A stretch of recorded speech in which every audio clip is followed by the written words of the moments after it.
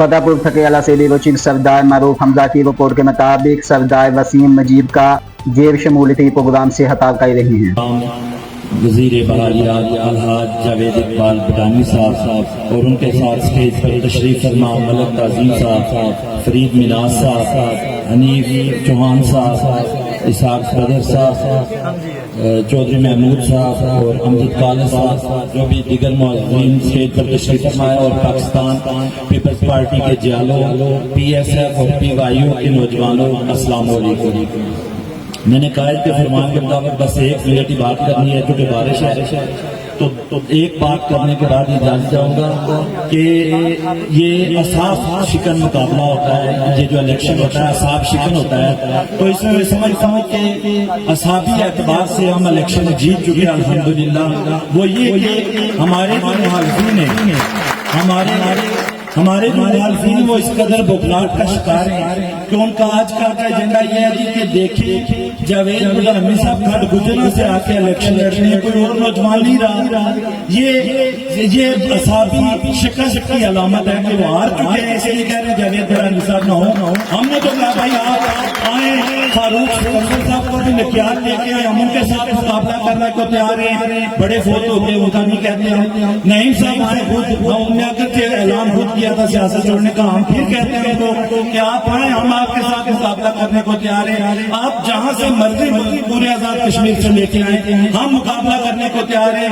الحمدللہ ہمارے یہ قائد ایک بار پھر انشاءاللہ ان کو شکست دیں گے، اور شکست دینے کے بعد جو ترقی کا سفر جاری ہے اس وقت وہ انشاءاللہ مسلسل برقرار رہے گا، اور آپ تمام لوگوں کے کام یہی چراغ جلیں گے تو روشنی ہوگی۔ یہ میری بات یاد رکھیے گا، آپ لوگوں نے کسی جگہ پہ غفلت نہیں کرنی، کسی جگہ کسی کی باتوں میں نہیں آنا۔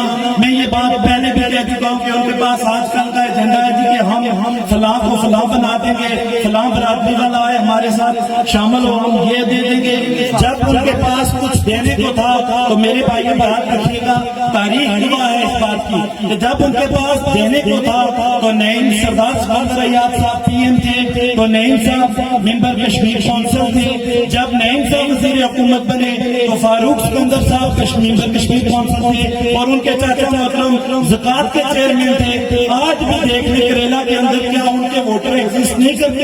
کریلا کے اندر انہیں ڈسٹرکٹ کونسلر کا ٹکٹ ملا تو وہ بھی اپنے بیٹے کو دینا گزارا کیا، انہوں نے کسی اور کو نہیں دیا۔ یہ بات یاد رکھیے گا کہ ان کے یہ دعوے، یہ وعدے ہمیشہ سے جھوٹے ثابت ہوئے۔ اس سے پہلے کی تاریخات دیکھ لیں کہ 91 کے اندر معاہدہ کر کے کیا کیا، اس کے بعد ملک میر زمان صاحب مرحوم معاہدہ کر کے کیا کیا، پھر 2021 کے الیکشن میں سردار خضر ایاز خان صاحب کے ساتھ وعدہ کر کے کیا کیا۔ تاریخ گواہ ہے، لہذا آپ سارے لوگ آشنا ہیں ان کے، وہ 6 کنڈوں سے باخبر رہیں اور اپنے ووٹ کا پہرا دیں، ورک کریں، کام کریں، دن رات ایک کریں، اور اپنے اس قائد کو جتوائیں۔ اس کے بعد جا کے آپ کے کام سب کے ہوں گے، ایک ہی مرتبہ سب کے کام نہیں ہو سکتے۔